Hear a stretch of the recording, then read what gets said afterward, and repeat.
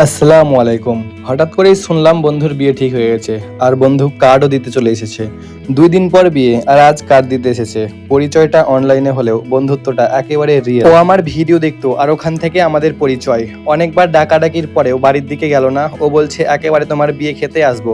আমি বললাম তাহলে আর আসতে হবে না। ওদের বাড়ি হচ্ছে আহিরন ব্রিজের কাছে লক্ষ্মীপুর নামক গ্রামে। যেহেতু ওদের বাড়ি আমাদের বাড়ি থেকে অনেক দূর, তাই সকাল সকাল বেরিয়ে গিয়েছিলাম বিয়ে বাড়ি যাওয়ার উদ্দেশ্যে।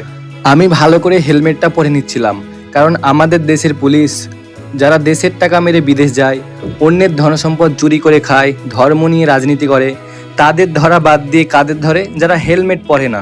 তাই ভালোভাবে হেলমেটটা পরে আমি আর আমার বন্ধু রওনা হলাম বিয়ে বাড়ি যাওয়ার উদ্দেশ্যে। গাড়ি ছুটছে তার আপন মনে। যেহেতু সকাল সকাল আমরা বেরিয়ে পড়েছিলাম, তাই চারিদিকের পরিবেশটা অনেক শান্ত আর মেঘলা মেঘলা ভাব, খুব সুন্দর লাগছিল। যেহেতু বাড়ি থেকে একটু দূরে যেতে হবে আর এখন সব পেট্রোল পাম্পে তেলও পাওয়া যাচ্ছে না, তাই আর রিস্ক নিলাম না। পিডিসিএল পেট্রোল পাম্পে থেমে কিছু টাকা তেল ভরে নিলাম। তেল ভরা হয়ে গেলে আমি আর আমার বন্ধু সোজা চলে গেলাম জঙ্গিপুর একটি গিফটের দোকান।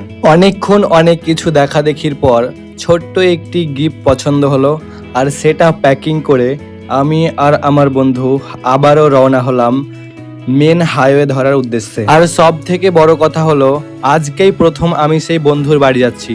তার বাড়ি কোথায় কোন দিকে কিছুই চিনি না, লোকেশন একমাত্র ভরসা। তাই গিফটটা নিয়ে আমরা দুজন সেই লোকেশন অনুসরণ করে চলে গেলাম হাইওয়ে। মেন রোড থেকে নেমে আহিরন ব্রিজের তল দিয়ে 10 মিনিট গাড়ি চালিয়ে বন্ধুর বাড়ি পৌঁছে গেলাম। আর এখানে এসে জানতে পারছি বিয়েটা আমার বন্ধুর ছিল না, বন্ধুর বোনের। ওর বোনের বিয়ে শুনলে আমরা নাকি যেতাম না, তাই সে নিজের বিয়ে বলে আমাদের নিয়ে গেছে। তো যাই হোক, সবকিছুই ঠিক ছিল, শুধু মনটা একটু খারাপ হয়েছিল আমরা যে গিফটটা কিনেছিলাম সেটা একটা ছেলের জন্য।